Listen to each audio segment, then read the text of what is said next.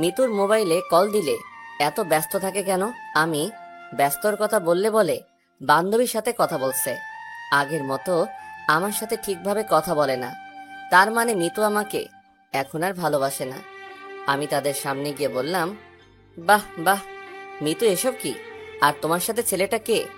মিতু মনে হয় আমাকে এখানে আশা করে নাই। মিতু কোনো কথা বলছে না। তাই আমি আবার বললাম, তোমাকে কি বলছি? ছেলেটা কে? তুমি না অসুস্থ? ডাক্তার তোমাকে বাহিরে যেতে মানা করছে, তাহলে তুমি এখানে কেন? তুই কে? আর মিতুর সাথে এভাবে কথা বলছিস কেন? কথাটা ওকে জিজ্ঞেস করো। আমি কে? মিতু ও কে? আর তোমার সাথে এভাবে কথা বলছে কেন? আমি ওকে চিনি না রনি। কোথা থেকে আসে এসব ছোট লোক? আমি জানি না ও আমাকে কিভাবে চেনে। আমি মিতুর কথা শুনে আকাশ থেকে পড়লাম। ও নাকি আমাকে চিনে না। 2 বছরের ভালোবাসা একদিনে ভুলে গেছে। কিরে, তোকে তো মিতু চিনে না, তুই তাকে কথাগুলো বলছিস কেন? তুমি এটা কি বললে? আমাকে তুমি চিনো না? 2 বছরের ভালোবাসা 1 মিনিটে ভুলে গেলে? বাহ বাহ, তোদের মতো বড় লোকের মেয়েদের ভালোবাসা আমার ভুল ছিল। আগে যদি জানতাম তুই আমার সাথে এত বড় প্রতারণা করবি, তাহলে তোকে কখনো ভালোবাসতাম না। তুই একটা মিথ্যাবাদী। তুই কখনো কাউকে ভালোবাসতে পারবি না, কারণ তোদের মনে ভালোবাসা নেই, আছে শুধু টাকার অহংকার। রনি, তুমি দাঁড়িয়ে কি দেখছো? ছোট লোকটাকে এখান থেকে মেরে বের করে দাও। আমাকে বাহির করতে হবে না, আমি নিজেই চলে যাচ্ছি। আজ আমার টাকা নেই, গাড়ি বাড়ি নেই, তাই তুমি আমাকে বলে অন্য কাউকে ভালোবাসলে। একদিন সময় আসবে এই টাকার জন্য তোমাকে পথে নামতে হবে, কথাটা মনে রাখিস। আর কোনো কথা না বলে পার্ক থেকে বেরিয়ে সোজায় নিজের বাসায় চলে আসলাম। বাসায় এসে ওয়াশরুমে চলে গেলাম। ফ্রেশ হয়ে মোবাইলটা হাতে নিয়ে দেখি রাইসা অনেকগুলো ফোন দিছে, তাই আমি তাকে ফোন দিলাম। ভাইয়া, কেমন আছিস? এই তো ভালো, তুই কেমন আছিস? বাবা মা কেমন আছে? আমরা সবাই ভালো আছি। আম্মু খালি তোর কথা চিন্তা করে। ভাইয়া, প্লিজ তুই বাসায় চলে আয়। না বোন, যেদিন আমি নিজের পায়ে দাঁড়াতে পারবো সেই দিন বাসায় ফিরে যাব। তুই মা বাবার খেয়াল রাখিস। তোর কাছে টাকা পয়সা আছে? না থাকলে আমি পাঠিয়ে দিই। আমার কাছে টাকা আছে, সমস্যা নেই বোন। টাকা লাগলে তোকে ভাইয়া বলবো। ঠিক আছে, ভালো থাকিস। ঠিক আছে, তুইও ভালো থাকিস। ফোন কেটে দিয়ে শুয়ে পড়লাম। ঘুমাতে ঘুমাতে আপনাদের পরিচয়টা দিয়ে দেই। আমি রাসেল, বর্তমানে একটা হোটেলে কাজ করি। আর কিছু জানতে হবে না, গল্পে থাকেন জানতে পারবেন। আর মিতু, ও হচ্ছে বড়লোক বাবার একমাত্র মেয়ে। তার আর আমার 2 বছরের রিলেশন। হোটেলে কাজ করাকালীন তার সাথে আমার প্রেম হয়। সে জানে আমি হোটেলে কাজ করি, তারপরও সে আমাকে ভালোবাসার কথা বলেছে, কিন্তু আমি রাজি হই নাই। তার জোরাজোরিতে লাস্ট পর্যন্ত রাজি হলাম। হোটেলে কাজ করি আজ 2 বছর 3 মাস ধরে। মিতু যদি আমাকে ভুলে অন্য কাউকে ভালোবাসতে পারে, তাহলে আমি কেন তাকে ভুলে থাকতে পারবো না? এখন থেকে বড় লোকের মেয়ের সাথে কখনো প্রেম করব না। তো যাই হোক, সকালে ঘুম থেকে উঠে ফ্রেশ হয়ে হোটেলে চলে গেলাম। আগে নাস্তা করে নিলাম, তার কাজ করতে লাগলাম। হঠাৎ ম্যানেজার ডাক দিল। জি আঙ্কেল, বলুন। আসলে আমাদের ম্যানেজার অনেক ভালো, হোটেলের সবাই তাকে আঙ্কেল বলেই ডাকে। রাসেল, উত্তর পাশের টেবিলে 2জন কাস্টমার আসছে, তাদের থেকে অর্ডার নিয়ে আসো। জি আঙ্কেল। আমি উত্তর পাশে টেবিলে গিয়ে দেখি 2টা মেয়ে বসে আছে। একজনের চেহারা দেখা যাচ্ছে, কিন্তু আরেকজনের চেহারা দেখা যাচ্ছে না। আমি তাদের বললাম, ম্যাম, আপনারা কি খাবেন? আমার কথা শুনে মেয়ে দুটো আমার দিকে তাকালো। আমি একজনকে দেখে অবাক হয়ে গেলাম। কি মনে করছেন মিতু? আরে না, মেয়েটার নাম নাদিয়া। নাদিয়া দেখতে অনেক সুন্দর। আমি আর নাদিয়া একসাথে কলেজে পড়েছি। নাদিয়ারা ছিল অনেক গরিব, তার বাবা কষ্ট করে তার পড়াশোনা চালিয়েছে। কিন্তু নাদিয়া কলেজে কারোর সাথে তেমন কথা বলতো না, কারণ সে গরিব। এ কারণে কারোর সাথে মিশে না। আপনার নাম নাদিয়া না? জি, আমার নাম নাদিয়া। আপনি রাসেল, রাইট? এবং অনেক মেয়ের ক্রাশ ছিলেন। জি, আমি রাসেল, আর আমি এই হোটেলে কাজ করি। তুই ওকে চিনিস নাদিয়া? চিনি। আমি আর উনি একসাথে কলেজে পড়াশোনা করছি। তো আপনি ঢাকা ছেড়ে এখানে কেন? আসলে নাদিয়ার বাবা মারা গেছে, আজ 1 মাস হয়েছে। এখন নাদিয়া পুরো একা হয়ে গেছে। নাদিয়ার সাথে আমার ফেসবুকে পরিচয়। যখন জানতে পারলাম তার বাবা মারা গেছে, তখন তাকে বলি আমার এখানে চলে আসতে। খুব ভালো করছেন। তো আপনার নাম? জি, আমার নাম তিশা। পরিবারে আব্বু আম্মু আর আমি থাকি। আমি একটা অফিসে কাজ করি, তাই দিয়ে সংসার চলে। ও এবার বলুন কি খাবেন। তারপর তারা অর্ডার দিল। আমি তাদের খাবার এনে দিলাম, কিন্তু নাদিয়ার চেহারার দিকে তাকিয়ে দেখি ও মনে হয় কি চিন্তা করছে। কিছু মনে না করলে একটা কথা বলতে পারি? মনে করার কি আছে বলুন। নাদিয়াকে দেখে মনে হচ্ছে কি চিন্তা করছে।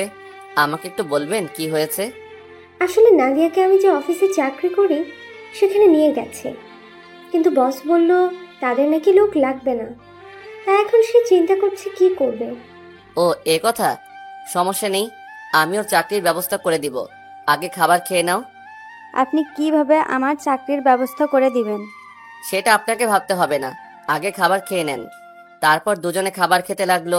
খাবার খাওয়া শেষ হওয়ার পর বিল দিতে আসলে আমি বলি, আপনাদের বিল দিতে হবে না, বিল আমি দিয়ে দিছি। আপনি কেন আমাদের বিল দিচ্ছেন? মনে করো বন্ধু হয়ে বন্ধুর বিল দিছি, অন্য সময় নয়, আপনি দিবেন। এখন চলেন। কোথায় যাব? আপনার চাকরির জন্য। ঠিক আছে, চলুন। তারপর হোটেল থেকে বেরিয়ে তাদের একটা অফিসে ঠিকানা দিলাম। আপনারা দুজন এই অফিসে যাবেন, আর তিশা তুমি এই অফিসে চাকরি ছেড়ে দাও, তোমাদের দুজনকে ওই অফিসে চাকরি দিবে। আপনি কি জানেন আমাদের এই অফিসে চাকরি দিবে? সেটা গেলে দেখতে পাবে।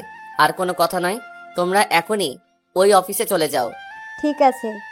তারা দুজনে একটা রিক্সা নিয়ে অফিসের উদ্দেশ্যে চলে গেল।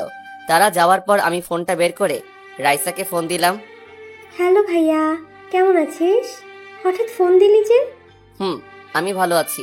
শোন, তোকে যে কারণে ফোন দিলাম, বল।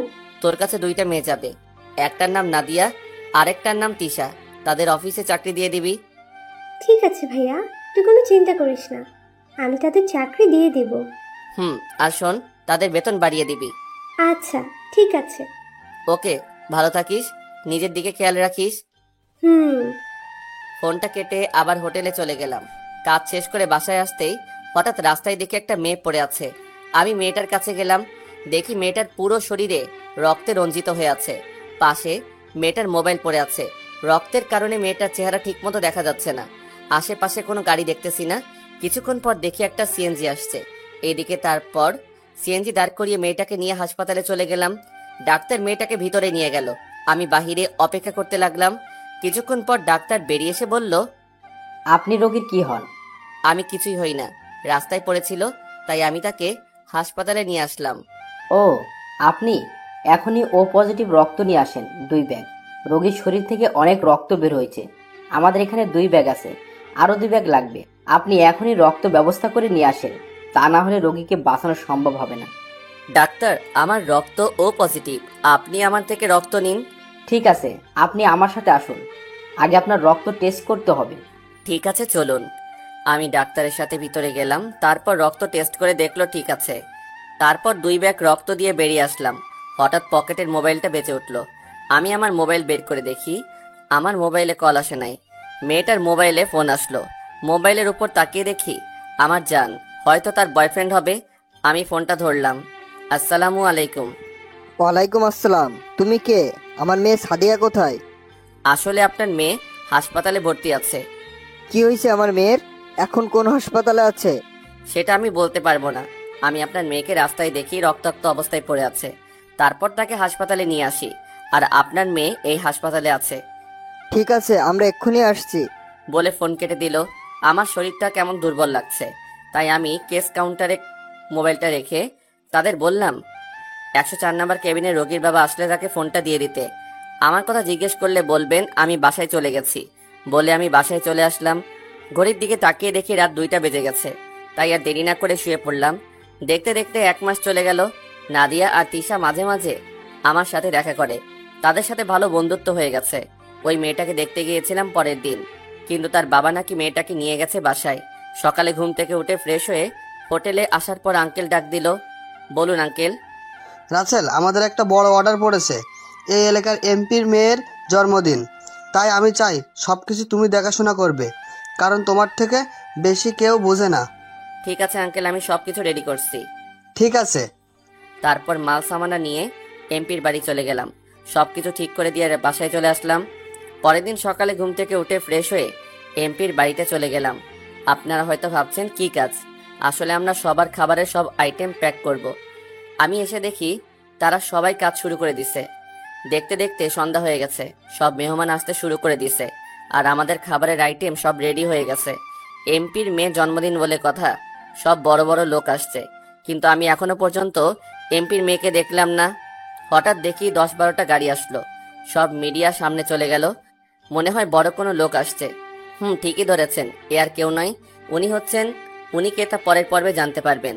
যদি ভালোবাসা বিশেষ কিছুর উপর নির্ভর করে গড়ে ওঠে, তাহলে সেই বিশেষ কিছু হারিয়ে গেলে ভালোবাসাও হারিয়ে যায়। কিন্তু যে ভালোবাসা কোনো কিছুর উপরই নির্ভর করে না, সেটাই চিরজীবনের জন্য থেকে যায়। এটাকেই হয়তো বলে স্বার্থহীন ভালোবাসা।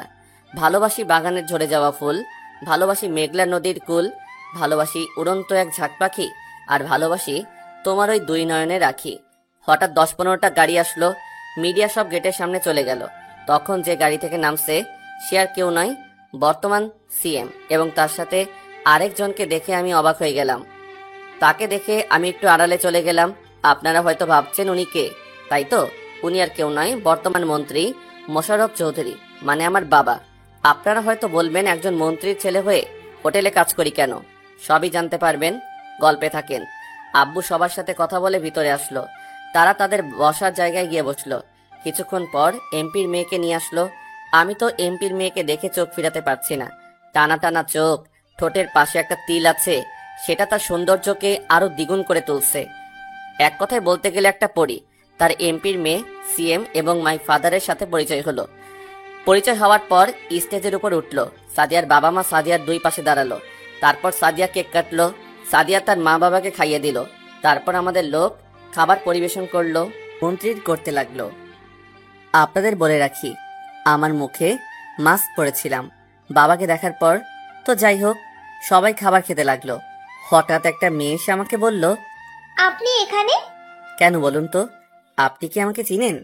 আপনাকে আমি চিনি না, তবে একটা হোটেলে কাজ করতে দেখেছি। ঠিকই ধরেছেন, আমি হোটেলে কাজ করি। আজকে এমপির বাসায় খাবারের আয়োজন আমরা করতেছি। ওহ, আমি সাথী, এখানে এই কলেজে পড়ি। আর সাদিয়া আমার বান্ধবী। ও, আমি রাসেল, বর্তমানে হোটেলে কাজ করি। তারপর সাথী আরো কিছুক্ষণ কথা বলে চলে গেল। হঠাৎ আব্বুর হেঁচকি উঠল। আমি একটা মিনারেল ওয়াটার নিয়ে আব্বুকে দিলাম। আব্বু আমাকে ধন্যবাদ দিল। খাবার খাওয়া দাওয়া শেষ হওয়ার পর সবাই চলে গেল। আমরা সবকিছু গুছিয়ে গাড়িতে তুলে নিলাম। সবাই চলে গেছে। আমি কাজের টাকার জন্য অপেক্ষা করতে লাগলাম। হঠাৎ সাদিয়া আমাকে ডাক দিল। জি ম্যাম, বলুন। আপনাকে দেখলাম খাবার পরিবেশন করতে, কিন্তু কারোর সাথে তেমন কথা বলতে দেখলাম না। আপনি কি কথা কম বলেন? জি ম্যাম। আপনার নাম কি? জি, আমার নাম রাসেল, বর্তমানে একটা হোটেলে কাজ করি। ও, তো সবাই তো চলে গেছে, আপনি যান নাই কেন? ম্যাম, আমি কাজের টাকার জন্য দাঁড়িয়ে আছি। আপনার আব্বু বলল আমাকে দাঁড়াতে। ঠিক আছে, আমি আব্বুকে পাঠিয়ে দিচ্ছি। বলে সাদিয়া ভিতরে চলে গেল। সাদিয়ার কথা শুনে বুঝলাম অনেক ভালো মেয়ে। অনেক মেয়ে আছে, টাকা গাড়ি বাড়ি থাকলে অহংকারে ভরা থাকে, কিন্তু সাদিয়ার ভিতরে এগুলো নেই। নিজেই এসে আমার সাথে কথা বলছে। কিছুক্ষণ পর এমপি সাহেব বেরিয়ে আসলো। এসে আমাকে একটা 1.5 লাখ টাকার একটা চেক দিল। তখন আমি বললাম, স্যার, কাজের বিল তো 1 লাখ টাকা, আপনি আমাকে 1.5 লাখ টাকা কেন দিলেন? 50,000 টাকা তোমাদের দিচ্ছি। তোমাদের সবার কাজ এবং সবার খাবারের আইটেম অনেক ভালো হয়েছে, সবাই অনেক সুনাম করেছে, তাই 50,000 টাকা বেশি দিলাম। ঠিক আছে স্যার, আমি তাহলে আসি। ঠিক আছে, যাও। আমি চেকটা নিয়ে হোটেলে চলে আসলাম। এসে ম্যানেজার আঙ্কেলকে চেকটা দিলাম। তারপর কেস থেকে 50,000 টাকা আমাদেরকে বের করে দিল। আমরা লোক ছিলাম 15 জন। সবাইকে টাকা ভাগ করে দিয়ে বাসায় চলে আসলাম। রাইসার সাথে কিছুক্ষণ কথা বলে ঘুমিয়ে গেলাম। এভাবে দেখতে দেখতে আরো কিছুদিন চলে গেছে। সকালে ঘুম থেকে উঠে ফ্রেশ হয়ে হোটেলে চলে আসলাম। কাজ করতে লাগলাম। হঠাৎ দেখি এমপির মেয়ে, মানে সাদিয়া, তার কিছু বান্ধবী নিয়ে হোটেলে ঢুকতে আসে। আমি আমার এক বন্ধুকে অর্ডার নিয়ে আসার জন্য বললাম, কিন্তু বন্ধু এসে আমাকে বলল তারা নাকি আমাকে যেতে বলেছে। আমি আর দাঁড়িয়ে না থেকে তাদের সামনে গেলাম। জি ম্যাম, বলুন কি খাবেন? আপনি কোথায় ছিলেন? ম্যাম, আমি পাকঘরে ছিলাম। ও, ঠিক আছে। ওই, তোরা সবাই কি খাবে, অর্ডার দেই? তারপর সাদিয়ার বান্ধবীরা অর্ডার দিল। আমি তাদের খাবার এনে দিলাম। এটা কিন্তু আমার কাজ না, তারপরও এনে দিলাম, কারণ আমি সাদিয়াকে প্রথম দেখায় ভালোবেসে ফেলেছি। হাই হাই, আমি এটা কি বললাম? আমি তো বলছি বড় লোকের মেয়ের সাথে কখনো প্রেম করব না। এখন দেখি আবার বড় লোকের মেয়ের প্রেমে হাবুডুবু খাচ্ছি। তো যাই হোক, খাওয়া দাওয়া শেষ করে বিল দিয়ে সাদিয়া এবং তার বান্ধবীরা চলে গেছে। একদিন সবাই হোটেলে কাজ করতে আসে। হঠাৎ আঙ্কেল সবাইকে একসাথে হতে বলল। আমরা সবাই একসাথে হলাম। তারপর ম্যানেজার আঙ্কেল বলল, তোমরা তো জানো আমার ছেলে মেয়ে সবাই বাইরে থাকে, আমি আর তোমার আন্টি বাংলাদেশে থাকি। এখন ছেলে মেয়ে বলছে আমাদের দুজনকেও বিদেশে নিয়ে যাবে, তাই আমি এই হোটেলটা বিক্রয় করে দিব। আমি কাগজপত্র সব ঠিক করে রেখেছি, ভালো কোনো অ্যামাউন্ট পেলে বিক্রয় করব। তাই বলছি, যতদিন না হোটেল বিক্রি হচ্ছে তোমরা অন্য কোথাও কাজ খুঁজে নাও। যখন আপনার ছেলেরা আপনাকে নিয়ে যেতে চায় বাহিরে, তাহলে তো আর ধরে রাখতে পারবো না। আমি একটা কথা বলি আঙ্কেল। কি কথা বলো? আমি আপনার হোটেলটা কিনতে চাই, তাহলে হোটেলের কেউ কোথাও কাজ খুঁজতে হবে না। বর্তমানে কাজ সহজে মিলে না। যার টাকা আছে তারা ঘুষ দিয়ে চাকরি নিতে পারে, আর যাদের টাকা নাই তারা রাস্তায় রাস্তায় ঘুরতে হয়। তো বলেন আঙ্কেল, কত টাকায় বিক্রি করতে চান হোটেল? তুমি টাকা কোথায় পাবে? আপনার এখানে কাজ করে যা টাকা পাই সবগুলো আমি জমা করে রেখেছি, আর আমার আগের কিছু জমানো টাকা আছে। আপনি বলুন কত টাকা হলে হোটেলটা বিক্রি করবে। আমি বাইরে অন্য কারোর কাছে বিক্রয় করলে বেশি টাকা পাবো, কিন্তু না, আমি তোমার কাছে বিক্রয় করব। আমি জানি তুমি হোটেলটা আরও বড় করতে পারবে। আমি মনে করছি 25 লাখ টাকা হলে বিক্রি করব। তুমি যেহেতু কিনতে চাও, তাহলে আমি 20 লাখ টাকাই দিব। ঠিক আছে আঙ্কেল, আপনি কাগজপত্র সব ঠিক করে রাখেন, আমি কালকে এসে সব টাকা দিব। ঠিক আছে। তারপর হোটেলের সবাই আমাকে জড়িয়ে ধরে কান্না করে দিল। তারা বলল, আমি যদি হোটেলটা না কিনতাম তাহলে তারা কোথায় যাবে। তাদের আমি বড় উপকার করলাম। তারপর রাতে কাজ শেষ করে বাসায় আসলাম। বাসায় এসে সব টাকা বের করলাম। সব টাকা মিলিয়ে দেখি 15 লাখ টাকার মতো আছে, বাকি আরো 5 লাখ টাকা। তারপর রাইসাকে ফোন দিলাম। ভাইয়া কেমন আছিস? আমি ভালো আছি, তুই কেমন আছিস? আমি ভালো আছি। খাবার খেয়েছিস? খেয়েছি। রাইসা, তোকে যে কারণে ফোন দিলাম, আমার কিছু টাকা লাগবে। কত লাগবে বল, আমি পাঠিয়ে দিব। বেশি না, 5 লাখ টাকা হলে চলবে। আমি তোকে পরে দিয়ে দিব। আমার টাকা লাগবে না, তুই বল কখন লাগবে টাকা। কালকে লাগবে। তুই নাদিয়ার হাতে টাকাটা দিয়ে দিস, সে আমাকে এনে দিবে। ভাইয়া তোকে দেখতে মন চাইছে, প্লিজ ভাইয়া টাকাটা আমি তোর কাছে নিয়ে আসি। তোর মুখটা দেখছি না, অনেক দিন হয়ে গেছে, তুই না করিস না। ঠিক আছে, তোকে আমি একটা ঠিকানা মেসেজ করে পাঠিয়ে দিচ্ছি, তুই কালকে ওখানে চলে আসবি। ঠিক আছে ভাইয়া। আরো কিছুক্ষণ কথা বলে ফোনটা কেটে দিলাম। আমি তোকে প্রতিদিন দেখি বোন, আমি একমাত্র তোর জন্য এখানে পড়ে আছি। তুই জানিস বোন, তোর ক্ষতি করার জন্য কত লোক পড়ে আছে। তোর এই ভাইটা সব সময় তোর পাশে আছে। আমি এখানে পড়ে আছি একমাত্র তোর জন্য। এসব কিছু ভাবতে ভাবতে ঘুমিয়ে গেলাম। রাতে রাইসাকে ঠিকানা মেসেজ করে পাঠিয়ে দিচ্ছি। সকালে ঘুম থেকে উঠে ঠিকানায় পৌঁছে গেলাম। গিয়ে দেখি রাইসা আমার আগে এসে বসে আছে। কেমন আছিস? রাইসা আমাকে দেখে দৌড়ে এসে জড়িয়ে ধরে কান্না করে দিল। আমার চোখ দিয়ে 2 ফোঁটা পানি পড়ে গেল। ভাইয়া তোকে ছাড়া কেমনে ভালো থাকি বল। যে ভাইটার সাথে সবসময় দুষ্টুমি করতাম, যে ভাইটার মুখ না দেখে আমি থাকতে পারতাম না, সে আমি কি করে ভালো থাকি। বোন, সময় হলে আবার তোদের কাছে ফিরে যাব। আগে আমি নিজের পায়ে দাঁড়িয়ে নেই, আব্বুকে দেখিয়ে দিব আমিও পারি। আমি প্রতিদিন নামাজ পড়ে আল্লাহর কাছে দোয়া করি তুই যেন নিজের পায়ে দাঁড়িয়ে সবার সামনে আসতে পারিস। এখানে 10 লাখ আছে, প্লিজ ভাইয়া বেশি টাকাগুলো ফিরিয়ে দিস না। ঠিক আছে, তুই জিজ্ঞেস করবি না টাকাগুলো কেন চাইছি? আমি জানি ভাইয়া তুই খারাপ কাজে টাকা খরচ করবি না, তাই বলার প্রয়োজন মনে করিনি। আমি টাকাগুলো নিছি এই কারণে আমি একটা হোটেল কিনছি। তারপর আঙ্কেলের কাহিনী সব খুলে বললাম। ভালো করছিস, দেখবি তুই এই হোটেল নিয়ে অনেক বড় উপরে উঠবি, আমার বিশ্বাস। তাই যেন হয় বোন। এখন তুই অফিসে চলে যা। আর একটু থাকি না ভাইয়া। না বোন, পরে আবার তোকে ডাকবো ভাইয়া। আর বাবা মা কেমন আছে?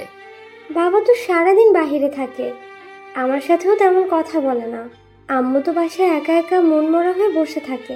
আমি তো অফিসে থাকি, অফিস শেষ করে বাসায় গিয়ে আম্মাকে কিছুক্ষণ সময় দিই।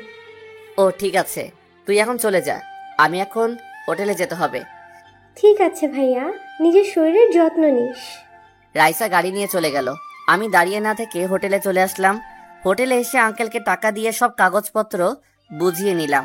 এখন আমি নিজের মতো করে হোটেল চালাতে লাগলাম। আস্তে আস্তে আমার হোটেল নাম করা হয়ে গেছে। সবাই এখন এক নামে চিনে, মা বাবার দেওয়া হোটেল অ্যান্ড রেস্টুরেন্ট। আমার হোটেল এখন বাইরের লোক এসে খাবার খায়। এই হোটেল ওপরে ওঠাতে আমার 6 মাস চলে গেছে। এই 6 মাসের ভিতরে সাদিয়া অনেকবার এসেছে আমার হোটেলে। হোটেলে এসে আমার দিকে কেমন করে যেন তাকিয়ে থাকে। আসল কথা বলতে, সাদিয়ার এই তাকানো দেখে আমি তার প্রেমে পড়ে গেছি। সাদিয়াকে দেখে মনে হচ্ছে সেও আমাকে ভালোবাসে। তাকাবে না কেন? এককালে কলেজে সব মেয়ের ক্রাশ ছিলাম। আসলে বাস্তবে আমি অনেক কালো একটা ছেলে। কোনো মেয়ে আমার প্রেমে ভুলেও পড়বে না। দেখতে দেখতে 1 বছর চলে গেছে। এখন আমার বাড়ি গাড়ি সব কিছু আছে। আমি এখন নিজের পায়ে দাঁড়াতে পেরেছি। এখন আমার আব্বু বলতে পারবে না তুই জীবনে কিছু করতে পারবি না। এখন ভাবছি সাদিয়াকে প্রপোজ করব। দেরি না করলে হয়তো অন্য কেউ নিয়ে যাবে। এই 1 বছরে সাদিয়ার সাথে ভালো বন্ধুত্ব হয়ে গেছে। তার সাথে এখন ফোনে কথা হয়। রাতে সাদিয়াকে ফোন দিলাম। বলো। কেমন আছো? ভালো আছি। তুমি কেমন আছো? আমিও ভালো আছি। কালকে আমার সাথে একটু দেখা করতে পারবে? কোথায় দেখা করবে? আমরা যে জায়গায় মাঝে মাঝে দেখা করতাম। ঠিক আছে, কয়টায় আসবে? বিকাল 5টায়। ওকে, ঠিক আছে। তারপর আরো কিছুক্ষণ কথা বলে ফোনটা কেটে দিলাম। এবার আপনাদেরকে বলি, রাইসা আমার সাথে আরো অনেকবার দেখা করেছে এবং রাইসার থেকে যে টাকা নিয়েছি ওগুলো তাকে দিয়ে দিছি। রাইসা নিতে চাইনি, আমি জোর করে তার টাকা দিয়ে দিছি। আপনারা হয়তো এখন জিজ্ঞেস করবেন রাইসার ক্ষতি করার জন্য কেন লোক পড়ে আছে। রাইসা কি করেছে? এখানে রাইসা কিছু করে নাই।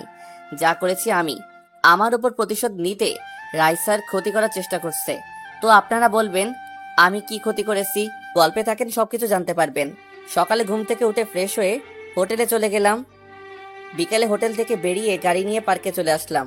পার্কে ঢুকে দেখি সাদিয়া আমার সাথে এসে বসে আছে। সাদিয়া আমাকে দেখে বলল, তোমার আসতে এত দেরি হলো কেন? হোটেলে অনেক কাস্টমার, তাই আসতে লেট হয়ে গেছে। আপনাদের একটা কথা বলি, আমি হোটেলটা আগে যেভাবে কাজ করেছি এখনো সেভাবে কাজ করি। কেউ বুঝতে পারবে যে আমি এই হোটেলের মালিক। আমার হোটেলের একজন ম্যানেজার রাখছি। তো যাই হোক, ও, তা কি কথা বলবে বলো? আমার কথা শুনে আবার রাগ করবে না তো? না, রাগ করব না, বলো কি বলবে। আমার জীবনে কেউ নেই তুমি ছাড়া। আমার জীবনে কোনো স্বপ্ন নেই তুমি ছাড়া। আমার দু চোখ কিছু খোঁজে না তোমায় ছাড়া। আমি কিছু ভাবি না তোমায় ছাড়া। আমি কিছু লিখতে পারি না তোমার নাম ছাড়া। আমি কিছু বুঝতে চাই না তোমায় ছাড়া। সাদিয়া, তোমার সাথে কথা বলতে বলতে আমি তোমাকে কখন যে তোমাকে ভালোবেসে ফেলেছি আমি নিজেও জানি না। আমি তোমাকে ভালোবাসি সামিয়া। তারপর সাদিয়া এমন কিছু করবে আমি তো কল্পনাও করতে পারিনি। পৃথিবীতে সেই সবচেয়ে ধনী যার একটি সুন্দর মন আছে, যার মনে নাই কোনো অহংকার, নাই কোনো হিংসা, আছে শুধু অন্যের জন্য ভালোবাসা। বুকের কষ্ট চাপা দিয়ে ঝরছে চোখের জল। মনের মানুষ ভুলে গেছে কাকে দিব কল। মেঘিন আকাশে চাঁদের নেই আলো। এই পৃথিবীতে আমি ছাড়া সবাই আছে অনেক ভালো। এই কথাটা বলতে এত সময় লাগিয়ে দিছো? তুমি জানো না, তোমাকে যেই তোমার জন্মদিনে দেখি সেদিন তোমাকে আমার অনেক পছন্দ হয়ে যায় আর আমি তোমাকে ভালোবেসে ফেলি। তুমি বোঝো না, তোমার রেস্টুরেন্টে এসে তোমার দিকে তাকিয়ে থাকি কেন? কারণ আমি তোমাকে ভালোবাসি, তাই তাকিয়ে থাকি। তাহলে তুমি আমাকে ভালোবাসার কথা বললে না কেন? বলিনি ভয়ে। যদি তুমি না করে দাও তাহলে তো তোমার সামনে আসতে পারবো না। আর আমি একটা মেয়ে হয়ে কিভাবে তোমাকে ভালোবাসার কথা বলি? তুই জানো, প্রথম যেদিন তোমাকে দেখি তোমাদের বাড়ি, সেদিন থেকে ভালো লাগে। পরে আমি চিন্তা করলাম তুমি যদি নিতুর মতো আমাকে ধোকা দাও, তাই আর বলি নাই। কিন্তু তুমি যতদিন আমার সামনে আসো আমি সবকিছু ভুলে যাই। আগে বলো, এই মৃত্যুটাকে? নিতু আমার প্রথম ভালোবাসা। আমি কখনো কোনো ছেলেকে ভালোবাসি নাই। তুমি আমার উপর ভরসা রাখতে পারো, তোমাকে ছেড়ে আমি কোথাও যাব না। আমি সব বড়লোক মেয়ের মতো না। ঠিক আছে, এবার ছাড়ো। পার্কের সবাই আমাদের দিকে তাকিয়ে আছে। না, ছাড়বো না। আমি আমার ভালোবাসার মানুষকে জড়িয়ে ধরে আছি, এতে সমস্যা কোথায়? ঠিক আছে বাবা, তুমি জড়িয়ে ধরো থাকো। আরো কিছুক্ষণ বসে বাসায় চলে আসলাম। সাদিয়াকে তাদের বাসায় নামিয়ে দিয়ে আমি আমার বাসায় চলে আসলাম। বাসায় এসে ফ্রেশ হয়ে বিছানায় শুয়ে পড়লাম। হঠাৎ মোবাইলটা বেজে উঠলো। তাকিয়ে দেখি রাইসা ফোন দিছে। কেমন আছিস? আমি ভালো আছি, তুই কেমন আছিস? আমি ভালো আছি। বাবা মা তারা কেমন আছে? আম্মু তো তোর চিন্তায় চিন্তায় অসুস্থ হয়ে পড়েছে, আর এখন আব্বুও কেমন যেন হয়ে গেছে। কি করব বল, আমার আরো কিছু কাজ বাকি আছে। কাজ শেষ করে বাসায় ফিরে আসবো। প্লিজ ভাইয়া, তুই বাসায় ফিরে আয়। সময় হলে অবশ্যই ফিরে আসবো। তুই আব্বু আম্মুর খেয়াল রাখিস। আর তোকে যে কারণে ফোন দিছি সেটাই তো বলা হয়নি। কি কথা বল? আজকে আমাকে দেখতে এসেছে।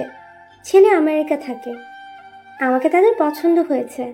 আর ছেলে নাকি আব্বুর বন্ধুর ছেলে। ছেলে অনেক ভালো, বিয়ের পর আমাকে আমেরিকা নিয়ে যাবে। তাহলে তো ভালোই। তো দিন তারিখ কবে ঠিক করবে? আকাশ আজকে রাতে বাংলাদেশ আসবে, কালকে এসে আন্টি পড়িয়ে দিবে, 3 তারিখ ঠিক করবে। তুই এই বিয়ে করিস না রাইসা। কেন ভাইয়া? কারণ তোকে একজন মানুষ অনেক আগে থেকে পছন্দ করে এবং ভালোবাসে। মানুষটা কে, আর তার নাম কি? তাকে তুই চিনিস, সে হচ্ছে রাফি। কোন রাফি? তোর বন্ধু রাফির কথা বলছিস? হুম। কই, রাফি ভাইয়া তো আমাকে কিচ্ছু বলেনি। সে বলে নাই আমার কারণে। যদি আমি তার সাথে বন্ধুত্ব নষ্ট করে দেই, সেই ভয়ে তোকে বলতে পারে না। তুই জানলি কিভাবে যে রাফি আমাকে ভালোবাসে? আমি একদিন রাফির বাসায় গিয়ে তার রুমে বালিশের নিচে একটা ডায়েরি পাই। তারপর ডায়েরি খুলে দেখি তোর ছবি ডায়েরির ভিতরে। তারপর আমি ডায়েরিটা পড়ে জানতে পারলাম তোকে সে কলেজে দেখে ভালোবেসে ফেলে। তো এখন আমি করব, তুই বল। তুই এখন আব্বু আম্মুকে বলে দে তুই একজনকে ভালোবাসিস। তুই তার বন্ধুর ছেলেকে বিয়ে করতে পারবি না। এই কথা বললে আব্বু অনেক কষ্ট পাবে ভাইয়া। সেটা নিয়ে তোকে চিন্তা করতে হবে না, আমি ওটা দেখে নিব। আচ্ছা ঠিক আছে। আরো কিছুক্ষণ কথা বলে ফোনটা কেটে দিলাম। আমি জানি আব্বু রাইসাকে অনেক ভালোবাসে। রাইসার সুখের জন্য আব্বু সব করতে পারে। আমাকে ভালোবাসে না তা নয়, আমাকেও ভালোবাসে, শুধু আমার উপর অভিমান করে আছে। রাতে একজনের সাথে কিছু কথা বলে ঘুমিয়ে পড়লাম। এভাবে দেখতে দেখতে আরো 10-15টা দিন চলে গেল।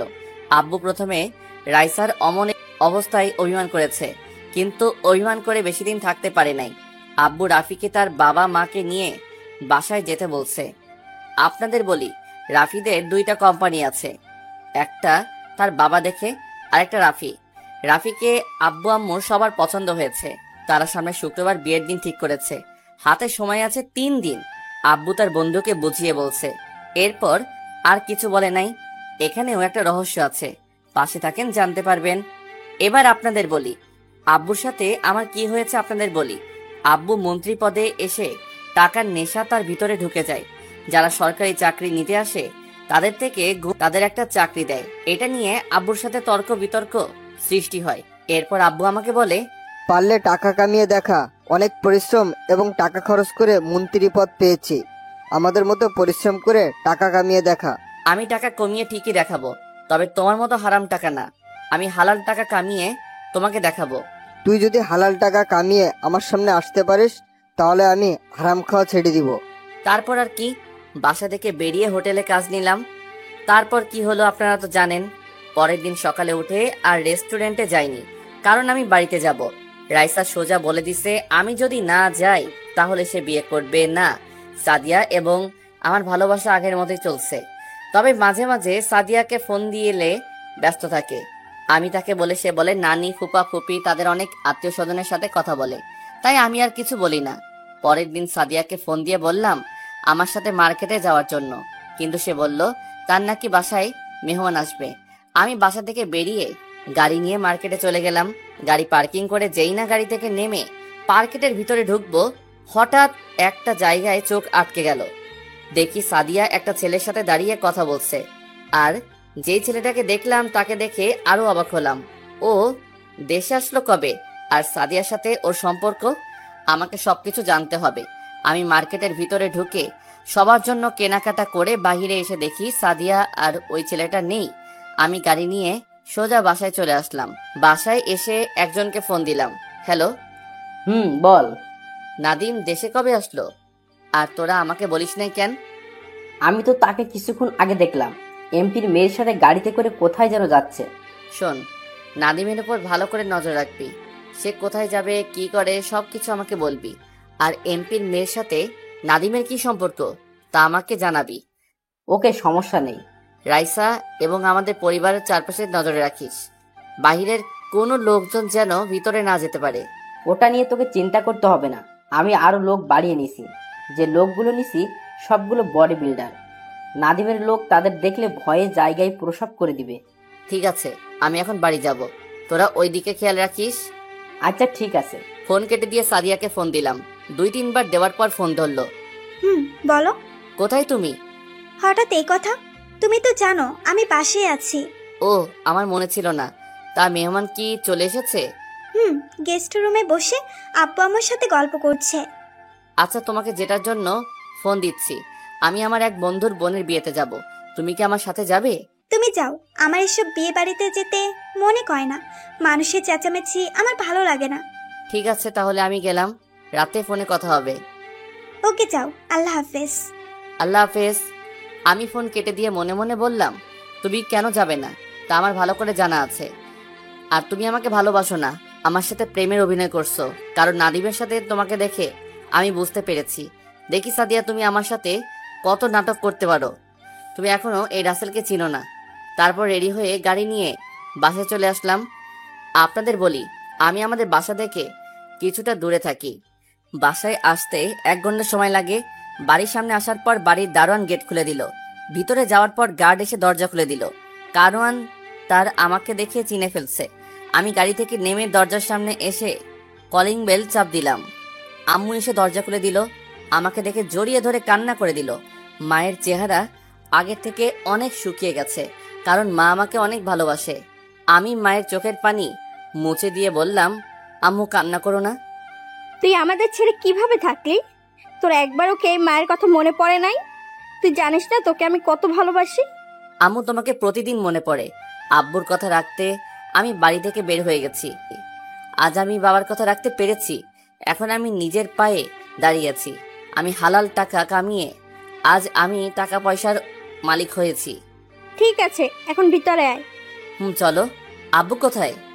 তোর আব্বু একটা জনসভায় গেছে, কিছুক্ষণের মধ্যেই চলে আসবে। ওহো, আমার কলিজা কোথায়? ওর রুমে আছে, যা গিয়ে দেখা করে দুজনে ফ্রেশ হয়ে নিচে আয়। আমি টেবিলে খাবার দিচ্ছি। ঠিক আছে আম্মু। বলে আমি রাইসার রুমে চলে আসলাম। এসে দেখি বোন আমার রাফির সাথে মোবাইলে হেসে হেসে কথা বলছে। বাহ বাহ, বিয়ে না হতেই এত কথা। না জানি বিয়ের পর কি করবি। আমাকে তার রুমে দেখে ফোনটা কেটে দৌড়ে এসে জড়িয়ে ধরে কান্না করে দিল। এই পাকলি, কান্না করিস কেন? তুই আসবি, আমাকে বললি না কেন? বলে দিলে তো আর সারপ্রাইজ দিতে পারতাম না। আমি অনেক খুশি হয়েছি ভাইয়া, তুই আবার ফিরে এসেছিস। ঠিক আছে, এখন ফ্রেশ হয়ে নাও, দুজনে একসাথে খাবার খাবো। ঠিক আছে ভাইয়া, আমি এখনই ফ্রেশ হয়ে আসছি। রাইসা ফ্রেশ হতে চলে গেল। আমি আমার রুমে চলে আসলাম। রুমটা কি সুন্দর করে সাজিয়ে রেখেছে। আমি ওয়াশরুমে ঢুকে ফ্রেশ হয়ে নিচে চলে আসলাম। কিছুক্ষণ পর রাইসা এসে আমার পাশে বসলো। আব্বু বলল সে নাকি আমাকে নিজের হাতে খাইয়ে দিবে। রাইসা বলল তাকেও খাইয়ে দিতে। আম্মু রাইসাকে আর আমাকে খাইয়ে দিল। খাবার খেয়ে রুমে চলে আসলাম। আপনাদের একটা কথা বলি, রাইসা জানে না আমি যে মন্ত্রীর ছেলে। রুমে এসে একজনকে ফোন দিলাম। তারপর সে যেটা বলল আমি তো অবাক হয়ে গেলাম। তার মানে সাদিয়া আমার ব্যাপারে সবকিছু জানে। তাহলে চলুন ওপাশ থেকে কি বলেছে। কোনো খবর পেয়েছিস? আমি তোকে ফোন দিতে মোবাইল হাতে নিছি, এখন দেখি তুই ফোন দিলি কেন? নাদিমের সাথে এমপির মেয়ে সাদিয়ার সব খবর জেনে গেছি। কি জানিস বল। সাদিয়া হচ্ছে নাদিমের মামাতো বোন। সাদিয়া বিদেশ থেকে পড়াশুনো করে দেশে এসেছে। আর কি জানিস? আমাদের লোক তাদের পিছনে লাগিয়েছি। কিছুক্ষণ আগে ওরা আমাকে সব বলল। সাদিয়া তোর সাথে প্রেমের অভিনয় করছে। সবকিছু নাদিমের প্ল্যান, যাতে তোকে মারতে সুবিধা হয়। আর সাদিয়া এটাও জানে তুই মন্ত্রীর ছেলে। ওরা কিভাবে জানলো আমাকে সাদিয়া মারার জন্য প্রেমের অভিনয় করছে? নাদিম আর সাদিয়া একটা রেস্টুরেন্টে খাবার খেতে খেতে এইসব বলছে। আমাদের লোক সব শুনে আমার কাছে বলছে। আচ্ছা, তোদের মধ্যে মামাতো ভাই বোন যারা অন্য কোনো প্রাণী আছে সেরকম কিছু জানতে পেরেছে? এমন কিছু জানতে পারে নাই। ও, আমার মনে হয় সাদিয়া যদি সত্যিটা জানতো তাহলে নাদিমের কথায় কখনো রাজি হতো না। ওপাশে কে কথা বলছে তা আর গোপন রাখবো না। ও আর কেউ নাই, আমার বন্ধু এনামল। তার একটা গ্রুপ আছে আর তার নাম শুনলে এলাকার মানুষ ভয় পায়। আমি আর এনামুল একসাথে কলেজে পড়ছি। কলেজে পড়া অবস্থায় এনামুল এই গ্রুপ তৈরি করে। এনামুল কোনো খারাপ কাজ করে না, সে সবসময় মানুষের বিপদে এগিয়ে আসে। বলতে গেলে এনামুল, রাফি আর আমি বেস্ট ফ্রেন্ড। তো যাই হোক, তো এখন কি করব বল? এখন কিছু করা যাবে না, আগে রাইসার বিয়েটা শেষ হোক, তারপর যা করার করব। তোরা নাদিম আর সাদিয়াকে চোখ বেড়ে রাখবি, তারা কখন কোথায় যায়, কি করে, সবকিছু আমাকে জানাবি। আচ্ছা ঠিক আছে। আরো কিছুক্ষণ কথা বলে কেটে দিলাম। ফোনটা কেটে দরজার সামনে তাকিয়ে দেখি আব্বু দাঁড়িয়ে আছে। আব্বু কি এনামুল আর আমার কথা শুনে ফেলেছে? মনে মনে বললাম, আব্বু কেমন আছো? আমি ভালো আছি, তুই কেমন আছিস? আমিও ভালো আছি। আর আমি তোমার কথা রেখেছি, আমি এখন হালাল টাকা উপার্জন করি। দেশের টাকা দিলে এখন আমার সব কিছু আছে। ভালো। তা এখন কি করিস? মা বাবার দোয়া হোটেল অ্যান্ড রেস্টুরেন্ট, এদের নাম শুনেছো? শুনেছি রেস্টুরেন্টটা বাংলাদেশের একটা বিখ্যাত হোটেল। ওটাই বাইরে থেকে মানুষ এসে খাবার খায়। ঠিকই শুনেছো, ওটার মালিক আমি। ও। আর কিছু না বলে আব্বু চলে গেল। আমি মনে মনে বলতে লাগলাম, আব্বুর তো কোনো রিয়াকশন দেখলাম না। আজ কত বছর পর বাড়িতে আসলাম, নাকি আমার সব কথা শুনে ফেলছে। যাই হোক, এটা নিয়ে পরে ভাবা যাবে। রাতে সবার সাথে খাবার খেয়ে আমি নিজের রুমে চলে আসলাম। বিছানায় শুয়ে ম্যানেজারের সাথে কিছুক্ষণ কথা বলে সাদিয়াকে ফোন দিলাম, কিন্তু সাদিয়ার ফোনটা ওয়েটিংয়ে আছে। কিছুক্ষণ পর রাইসা আমার রুমে আসলো, তার সাথে কিছুক্ষণ কথা বলে ঘুমিয়ে গেলাম। সকালে ঘুম থেকে উঠে ফ্রেশ হয়ে নিচে এসে দেখি সব মেহমান আসা শুরু করছে। রাতে গায়ে হলুদের অনুষ্ঠান শেষ করে রুমে চলে আসলাম, কিন্তু অবাক করার বিষয় হলো সাদিয়া আমাকে একটা ফোনও দিল না। আমি দেখবো সাদিয়া তুমি আমার কি করতে পারো, তুমি এখনো এই রাসেলকে চিনতে ভুল করছো। পরের দিন ধুমধাম করে রাইসার বিয়ে হয়ে গেল। রাইসা যাওয়ার সময় আমাকে ধরে অনেক কান্না করছে, বাসাটা কেমন ফাঁকা হয়ে গেছে। এভাবে দেখতে দেখতে 5 দিন চলে গেল। সাদিয়ার সাথে এখনো কথা হয় নাই, তাকে ফোন দিছে অনেকবার, কিন্তু ফোন বন্ধ। এনামুল বলছে নাদিয়াকে কিছুদিন ধরে দেখছি না। নাদিম মাঝে মাঝে এমপির বাসায় আসে। রাইসাকে বিয়ের পরের দিন আমাদের বাসায় নিয়ে এসেছি। গতকাল রাইসা আর রাফি চলে গেল। এখন সে অফিস নাদিয়া আর তিশা দেখাশোনা করে। নাদিয়া আর তিশাকে একটা ফ্ল্যাট বাড়ি আর অফিসে যাওয়া আসার জন্য একটি গাড়ি দেওয়া হয়েছিল। বিছানায় শুয়ে শুয়ে মোবাইল টিপতে লাগলাম। হঠাৎ একটা আননোন নাম্বার থেকে আমি ফোনটা ধরে বললাম, হ্যালো, কে বলছেন? আমি সাদিয়া, তুমি কেমন আছো? তোমাকে ছাড়া কি করে ভালো থাকি বলো? তুমি এতদিন কোথায় ছিলে? আর তোমার মোবাইল বন্ধ কেন? আমি মামার বাসায় এসেছি আর মোবাইল বাড়িতে খুলে রেখে এসেছি। তার মানে সাদিয়া নাদিমদের বাসায়। এ কারণে তো এনামুল বলল সাদিয়াকে কিছুদিন ধরে দেখে না। মনে মনে বললাম, তাদের কারো মোবাইল থেকে ফোন দেয়া যায় না। প্লিজ তুমি রাগ করো না, আমি তোমার নাম্বারটা মুখস্থ করে রাখি নাই। আমার নাম্বার মুখস্থ করবে কিভাবে? আমাকে কিভাবে মারবে তার প্ল্যান করছো? আপনারা কি ভাবছেন আমি ওর সাথে এত সুন্দর করে কথা বলছি কেন? আরে ভাই, এটা আমি ওর সাথে অভিনয় করছি, দেখি তার মনের অনুভূতি কেমন। ও, আজকে আমার সাথে দেখা করতে পারবে? কোথায় দেখা করবে? কফি শপে, রাত 9টা। আচ্ছা ঠিক আছে, ওকে বাই। বাই। ফোন কেটে দিয়ে ওয়াশরুমে ঢুকে ফ্রেশ হয়ে দুপুরের খাবার খেয়ে রুমে এসে একটা ঘুম দিলাম। বিকালে ঘুম থেকে উঠে মা বাবাকে বলে গাড়ি নিয়ে রেস্টুরেন্টে চলে আসলাম। রেস্টুরেন্টে কিছুক্ষণ থেকে কফি শপে চলে আসলাম। আমি একটা টেবিলে গিয়ে বসলাম। কিছুক্ষণ পর দেখি সাদিয়া আসলো। আমি বুঝি না এই মেয়েটা আমাকে কি পাগল করে ছাড়বে। সাদিয়াকে আজকে এত সুন্দর লাগছে যা বলে বোঝাতে পারবো না, কিন্তু ওর এই রূপের পিছনে যে কত বড় শয়তান লুকিয়ে আছে সেটা একমাত্র আমি জানি। একটু দাঁড়াও তো। কেন? তোমাকে বলছে দাঁড়াতে। আমি আর কোনো কথা না বলে দাঁড়িয়ে গেলাম। দাঁড়ানোর সাথে সাথে সাদিয়া আমাকে জড়িয়ে ধরলো। এই, তুমি কি করছো? সবাই তাকিয়ে আছে। দেখলে দেখুক, আমার কিছু যায় আসে না। কতদিন পর তোমার সাথে দেখা, তাই তোমাকে জড়িয়ে ধরলাম। ঠিক আছে, এবার ছাড়ো। হুম। সাদিয়া আমাকে ছেড়ে দিয়ে একটা চেয়ার টেনে বসলো। দুজনে কফি খেতে খেতে কথা বলছি। কফি খাওয়া শেষ করে বাহিরে আসার পর সাদিয়া বলল, আমাকে একটু বাসায় নামিয়ে দিয়ে আসো, আজকে আমি গাড়ি নিয়ে আসি নাই। ঠিক আছে, আসো। তারপর দুজনে গাড়িতে উঠে যেতে লাগলাম। সাদিয়া আমার ঘাড়ে মাথা দিয়ে রাখলো। সাদিয়ার দিকে তাকালে বোঝা যায় সে কিছু জানে না। গাড়ি চালাতে চালাতে হঠাৎ দেখি 2-3টা গাছের গুড়ি রাস্তার মাঝখানে পড়ে আছে। আমি সাদিয়ার দিকে তাকিয়ে দেখি ঘুমিয়ে পড়েছে। আমি তাকে সিটে সুন্দর করে রেখে একটা মুচকি হাসি দিয়ে গাড়ি থেকে বের হয়ে আসলাম। গাড়ি থেকে নামার সাথে সাথে আমার চারপাশে কিছু ছেলে ঘেরাও করে ফেলছে। তাদের হাতের দিকে তাকিয়ে দেখি লাঠি, ছুরি আরও ইত্যাদি সামগ্রী। তোরা আমাকে এভাবে ঘেরাও করছিস কেন? আমি বলছি তাই। ওহ, তুই? আমি তোকে আর তোর বোনকে মারতে আমি অনেক লোক পাঠিয়েছি, কিন্তু তারা কিছু করতে পারে না। তোদের মারতে গিয়ে আমার অনেক লোক মার খেয়েছে। তুই এখন আমাকে মারবি? সেটা তুই কখনো পারবি না, কারণ তুই এই রাসেলকে এখনো চিনতে পারিস নাই। আমার কোনো দোষ নেই, তারপরও তুই আমাকে মারতে আসলি। তোর কারণে আমার একমাত্র বোন গলায় দড়ি মরেছে, তারপরে তুই বলছিস তোর কোনো দোষ নেই। আমি তো তোর বোনকে গলায় দড়ি দিতে বলি নাই, আমি তাকে শুধু বলছি ওকে আমি ভালোবাসতে পারবো না। তুই আমার বোনকে ভালোবাসিস নাই কেন? ওর কোন দিক দিয়ে কম ছিল? চেহারায়, গাড়ি বাড়ি সব কিছুই তো ছিল। তোর বোনকে আমি ভালোবাসি নাই এই কারণে যে তোর বোন ছিল একটা অহংকারী মেয়ে। তোর বোন গরিবকে মানুষ মনে করতো না, তাদের উপর অন্যায় অত্যাচার করত। এই কারণে তুই অনেক বড় ভুল করে ফেলেছিস। এখন তোকে মেরে আমার বোনের হত্যাকারীর প্রতিশোধ নিব। সেটা তুই কখনো পারবি না। ও মা, তাই নাকি? তাই জানো। আমার হাতে এটা কি দেখছিস? তোর কারণে আমার মামাতো বোন রিয়া গলায় দড়ি দিছে। তোকে আমি বাঁচিয়ে রেখি কিভাবে? এবার আমি বলি, তুমি শোনো। আমি জানি সাদিয়া তুমি আমাকে ভালোবাসো নাই, আর তুমি এটাও জানো আমি একজন মন্ত্রীর ছেলে। আমাকে মারার জন্য তুমি আমার সাথে প্রেমের অভিনয় করছো। ঠিকই ধরেছিস। আমি কখনো তোকে ভালোবাসি নাই। আমি বিদেশ থেকে পড়াশোনা শেষ করে বাড়িতে আসার পর নাদিম আমাকে সবকিছু খুলে বলেছে। তারপর আমি তোকে মারার প্ল্যান করি। আমার জন্মদিনে তোকে দেখে আমি তো অবাক হয়ে গেলাম। তারপর তোর সাথে নিজেই গিয়ে কথা বললাম। তোর রেস্টুরেন্টে গিয়ে তোর দিকে তাকিয়ে থাকতাম যেন তুই বুঝতে পারিস আমি তোকে পছন্দ করি। পরে তুই নিজেই এসে আমাকে ভালোবাসার কথা বলছিস। তোকে মারার জন্য অনেক প্ল্যান করছি, কিন্তু কোনো কাজ হয় নাই।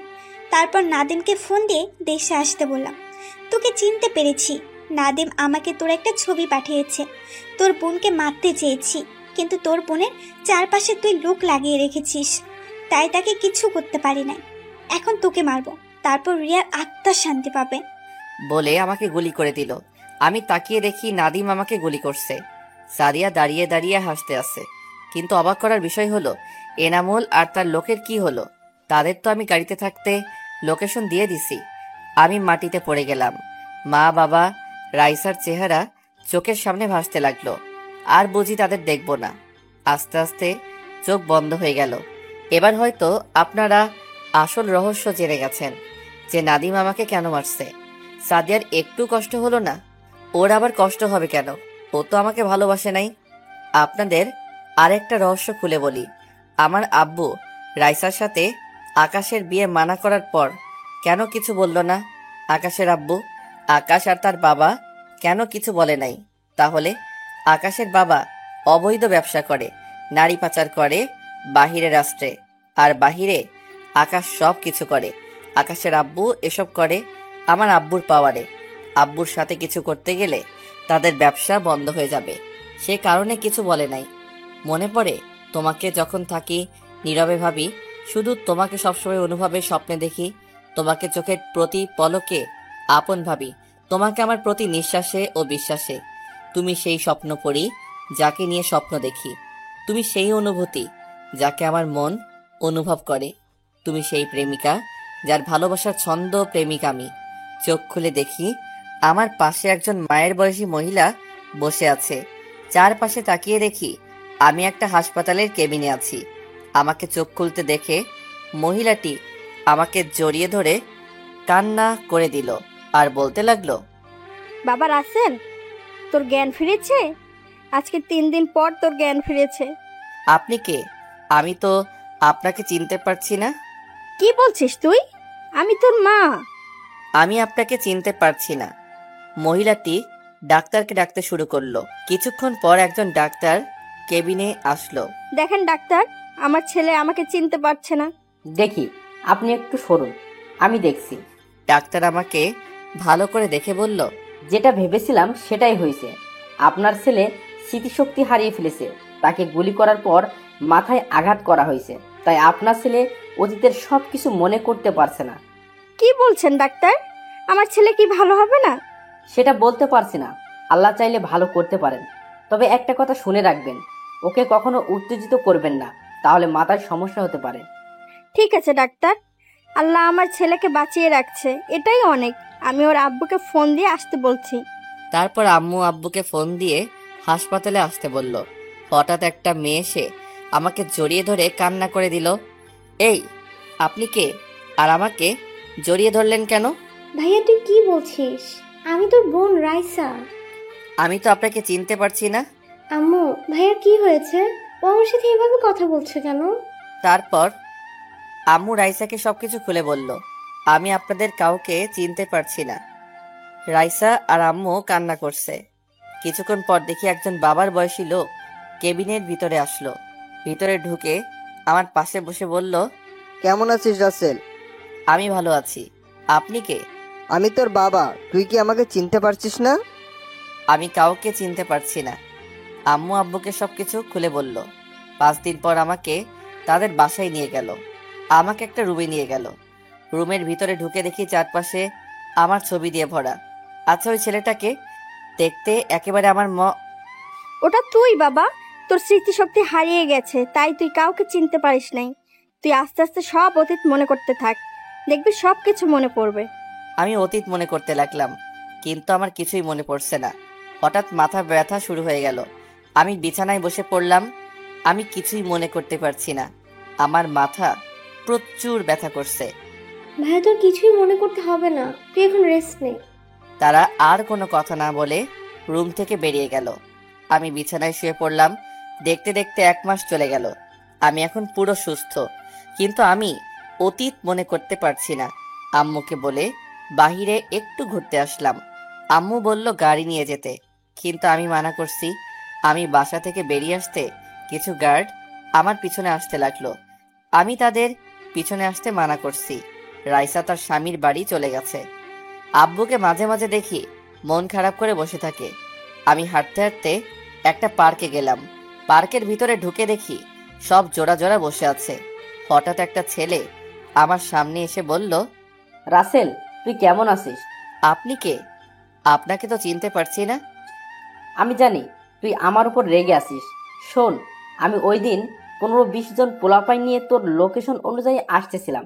হঠাৎ মাঝ রাস্তায় বড় একটা ট্রাক এসে আমাদের গাড়ির সাথে মেরে দেয়। এতে কজন ওখানে মারা যায় আর সবাই আহত হয়। আমি মাথায় প্রচুর ব্যথা পাই। তারপর আশেপাশের লোকজন এসে আমাদের হাসপাতালে নিয়ে যায়। কিছুদিন আগে হাসপাতাল থেকে বাসায় এসেছি। তোকে অনেক ফোন দিছি, কিন্তু তোর ফোন বন্ধ। বাসায় ভালো লাগছে না, তাই পার্কে আসলাম, এসে তোর সাথে দেখা। তোর উপর আমার রাগ ছিল অনেক, কিন্তু এখন আর রাগ নেই। আমি জানি এটা নাদিমের প্ল্যান। এখন আমাদের নাদিমকে ধরতে হবে। আর তোকে একটা কথা বলি, তুই কাউকে বলবি না। কি কথা বল?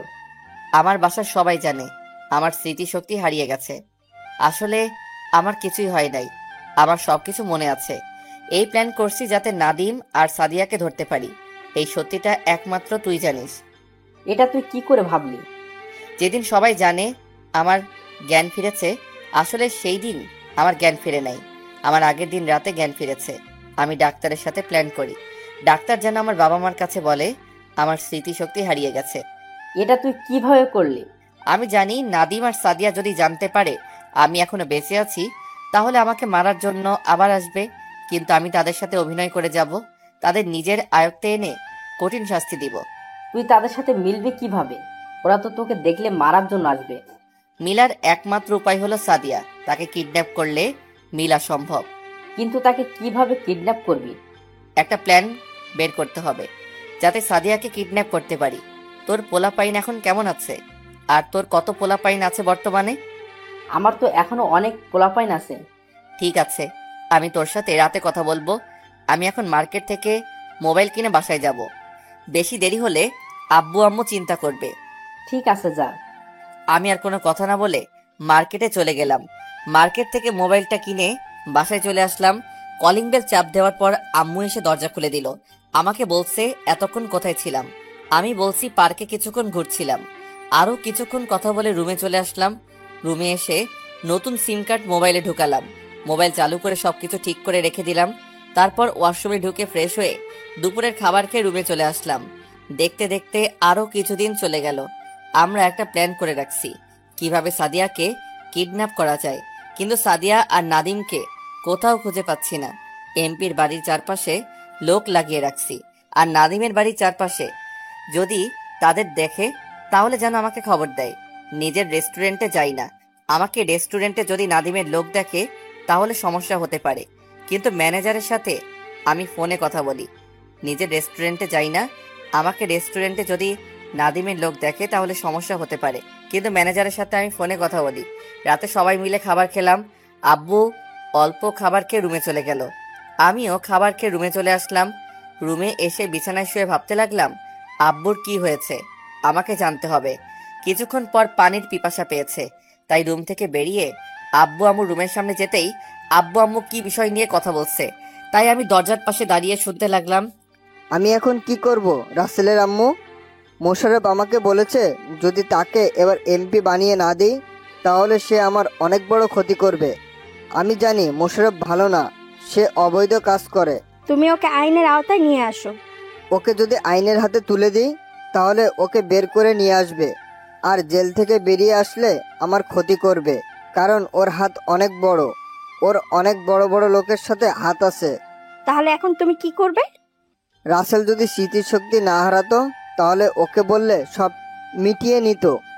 আমি জানি রাসেল পারে না এমন কোনো কাজ নেই। সব থেকে বড় কথা হলো রাসেলের অতীত কিছুই মনে নেই।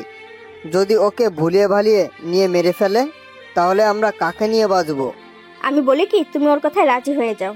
আমি আমাদের একমাত্র ছেলেকে হারাতে পারবো না। আমার কিছুই করতে পারবে না। রাসেল তুমি? রুমে ঢুকে বললাম আমি এতক্ষণ দরজার পাশে দাঁড়িয়ে তোমাদের সব কথা শুনলাম। তুমি কোনো চিন্তা করো না, আমি সবকিছু দেখে নিব। তোমার বন্ধুকে যদি এমপি বানিয়ে দাও তাহলে সে দেশের অবস্থা খারাপ করে ফেলবে। আর একটা সত্যি কথা তোমরা জানো না। কি কথা?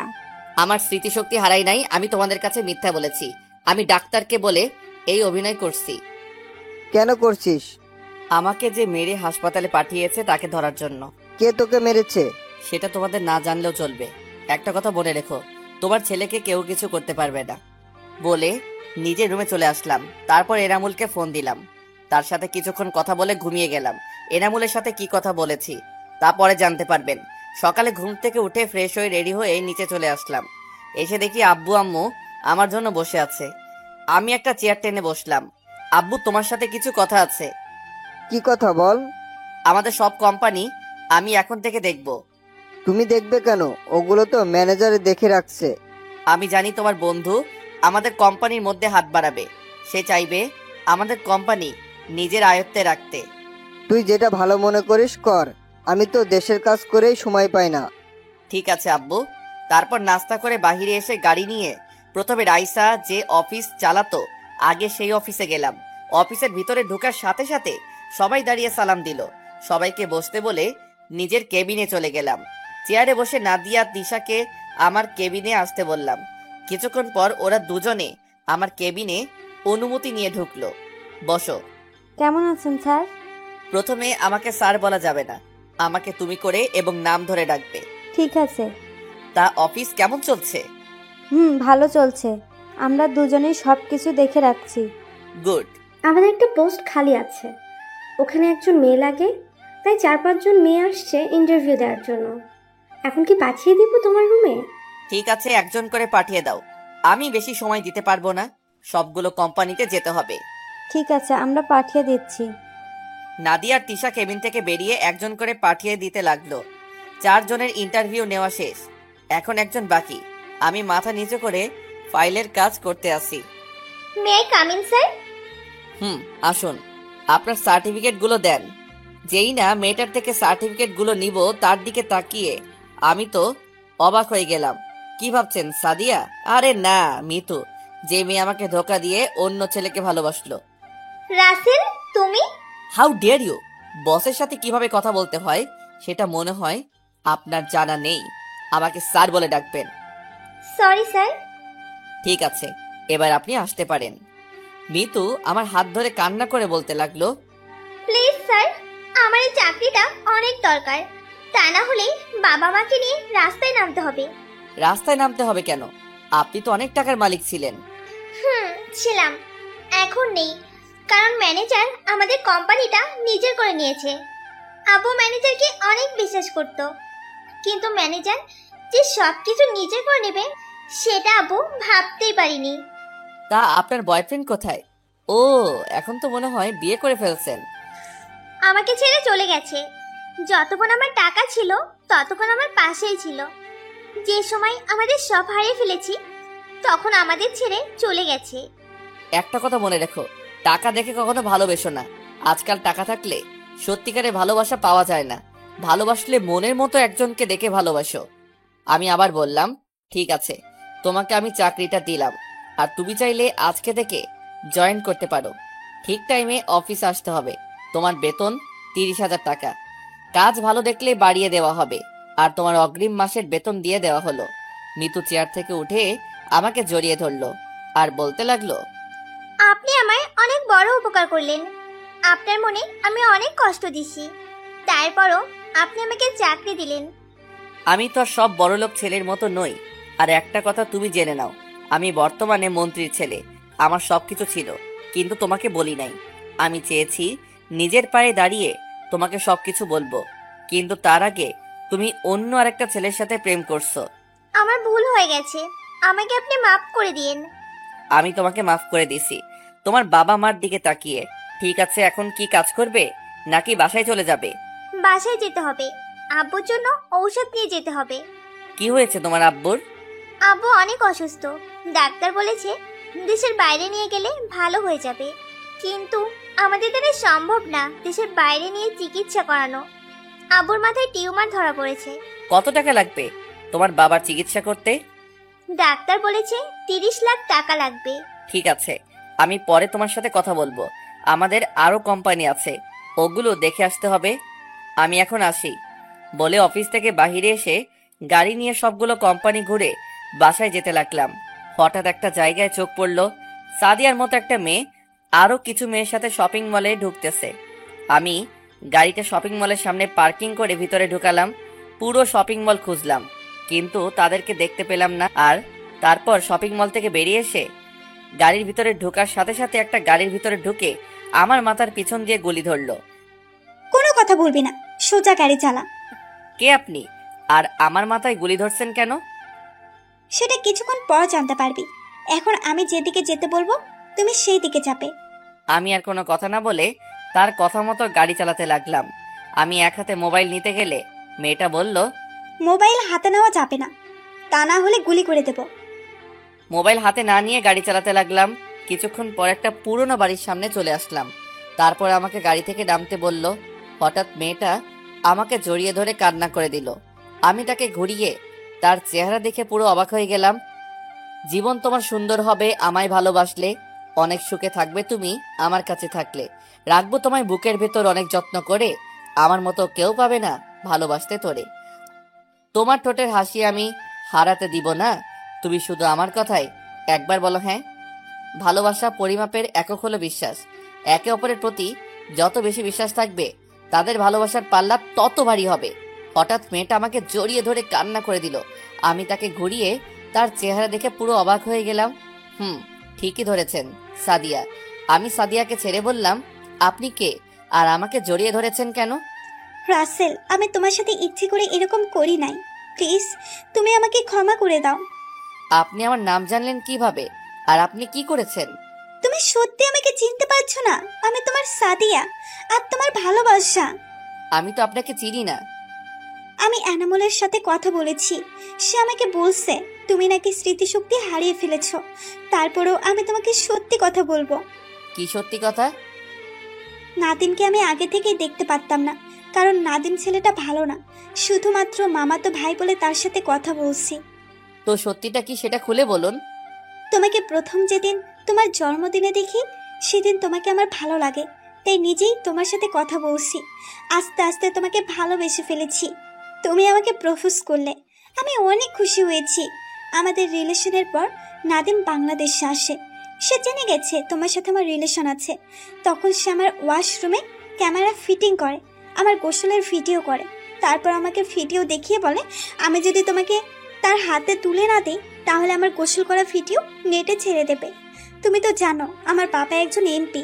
যদি তার মেয়ের এমন কিছু নেটে দেখে মানুষ, তাহলে আব্বু পরিবেশে মুখ দেখাতে পারবে না। তাই নিজের ইজ্জত আর বাবার সম্মানের কথা চিন্তা করে নাদিমের কথায় রাজি হয়ে গেলাম। ওই দিন তোমাকে আমি গুলি করি নাই, গুলি করেছে নাদিম। তোমাকে মেরে বাসায় গিয়ে অনেক কান্না করছি।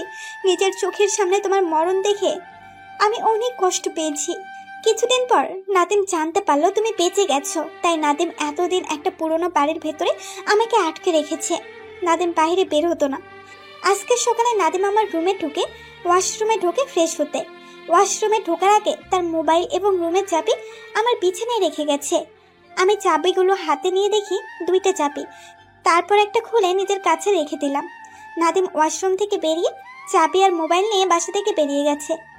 তারপর আমি নিজের কাছে চাবিটা দিয়ে রুমের দরজা খুলে বাইরে এসে দেখি আশেপাশে কেউ নেই। আপনারা হয়তো বলবেন 2টা চাবি থেকে একটা রেখে দিলাম, নাদিম দেখলো না। আসলে একই তালায় 2টা চাবি ছিল, আরো অনেক চাবি ছিল সাথে, তাই নাদিম বলতে পারলো না। বাসা থেকে বেরিয়ে এসে নিজের বাড়িতে যেতেছিলাম। আমি নিজের মুখটা ঢেকে যাচ্ছিলাম। হঠাৎ রাস্তার পাশে দেখি এনামুল দাঁড়িয়ে আছে। তার কাছে গিয়ে তোমার কথা জিজ্ঞাসা করলাম এবং আমার সাথে কি হয়েছে সব খুলে বলছি। তারপর সে বলল তুমি নাকি আজকে অফিসে গেছো, তাই তোমার অফিসের সামনে যেতে লাগলাম। হঠাৎ দেখি তুমি গাড়ির ভেতর থেকে আমার দিকে তাকিয়ে আছো। তাই আমি কিছু মেয়ের ভেতরে ঢুকে শপিং মলের ভেতরে ঢুকে গেলাম। যখন দেখলাম তুমি গাড়ি দাঁড় করিয়ে ভেতরে আসতে লাগলে, তখন আমি শপিং মলের ভেতরে একটা দোকানে লুকিয়ে থাকলাম। যখন তুমি সামনে চলে গেলে, তখন আমি শপিং মল থেকে বেরিয়ে একটা খেলনা পিস্তল নিয়ে তোমার গাড়ির পাশে লুকিয়েছিলাম। তারপর কি হলো তুমি তো জানো। নাদিম এখন কোথায় আছে সেটা তুমি জানো? আমি জানতে পারলাম নাদিম অবৈধ ব্যবসা করে এবং আমেরিকা তার এক বন্ধু আছে। তার নাম জানো কি? ও মনে পড়ছে, ওর নাম আকাশ। আকাশের বাবা বাংলাদেশে থেকে সবকিছু করে, আর তারা দুজনে আমেরিকা পাচার করে। বুঝতে পারছি। তোমাকে একটা কথা বলি, আমার কিছুই হয় নাই। আমি মনে করছি তোমার সাথে অভিনয় করে নাদিমকে ধরবো। কি তুমি সত্যি বলছো? সত্যি বলছি। আর নাদিম যখন মোবাইলটা তোমার পাশে রেখে ওয়াশরুমে গেছে, তখন তুমি তার মোবাইল থেকে ভিডিওটা ডিলিট করে দিলে না কেন? তার মোবাইল লক ছিল। নাদিমকে এখন কোথায় পাওয়া যাবে সেটা তুমি বলতে পারবে? সেটা বলতে পারবো না, তবে নাদিম তার লোকের সাথে কথা বলতে শুনছি। এই জায়গাটার কথা বেশি বলে। ও, এখন তুমি কোথায় যাবে? আমি তো এখন বাসায় যেতে পারবো না, যদি নাদিমের লোক আমাকে দেখে ফেলে। সমস্যা নেই, তুমি এখন থেকে আমাদের বাড়িতে থাকবে। আর নাদিমকে কিভাবে ধরা যায় সেটার প্ল্যান করতে হবে। ওকে আমি ছাড়বো না। তারপর সাদিয়াকে নিয়ে বাসায় চলে আসলাম। বাসায় এসে কলিং বেল চাপ দিলাম। আম্মু এসে দরজা খুলে দিল। আমার সাথে সাদিয়াকে দেখে বলল, মেয়েটা কে রাসেল? আম্মু, ওর নাম সাদিয়া, আর আমি ওকে ভালোবাসি। খুব সুন্দর মেয়েটা, আমার অনেক পছন্দ হয়েছে। তোমার বাসা কোথায়? জি আন্টি, আমার বাসা এখানে। আমি বর্তমান এমপির মেয়ে। কি, তুমি এমপির মেয়ে? আসো ভিতরে আসো। ভিতরে ঢুকে আম্মুকে সব খুলে বললাম। তুমি কোনো চিন্তা করো না মা, রাসেল সব ঠিক করে ফেলবে। তোমার যতদিন মন চায় থাকবে। ঠিক আছে আন্টি। আন্টি কাকে বলছো? এখন থেকে আম্মু বলে ডাকবে। রাসেল সাদিয়াকে তোর পাশের রুমে নিয়ে যা। ওকে আম্মু। তারপর সাদিয়াকে নিয়ে আমার পাশের রুমে নিয়ে গেলাম। আজ থেকে তুমি এই রুমে থাকবে। রাসেল, আমার মনে হয় তুমি এখনো আমাকে ক্ষমা করো নাই। তোমার উপর রাগ হচ্ছে। তুমি আমাকে সব খুলে বললে না কেন? আমি ভয়ে কিছু বলতে পারি নাই। ঠিক আছে, আমি তোমাকে ক্ষমা করে দিচ্ছি। এখন ফ্রেশ হয়ে আসো। ঠিক আছে। আমি আমার রুমে চলে আসলাম। রুমে এসে এনামুলকে ফোন দিলাম।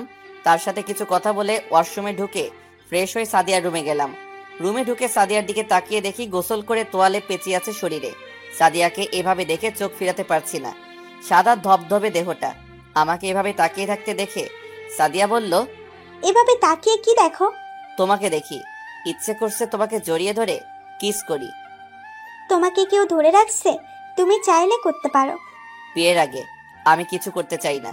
আর তুমি এভাবে দাঁড়িয়ে আছো কেন? শরীরটা কেমন খারাপ লাগছে, তাই গোসল করে ফেললাম। কিন্তু এখানে তো আমার জামা কাপড় নেই, কাউকে ডাকতে পারছি না। তুমি যে রুমে আছো এটা রাইসার রুম।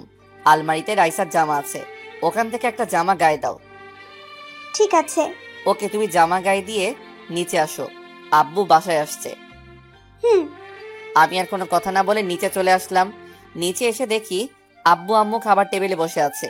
আমাকে একা দেখে আম্মু বলল, কে তুই একা কেন? সাদিয়া মা কোথায়? আসতেছে।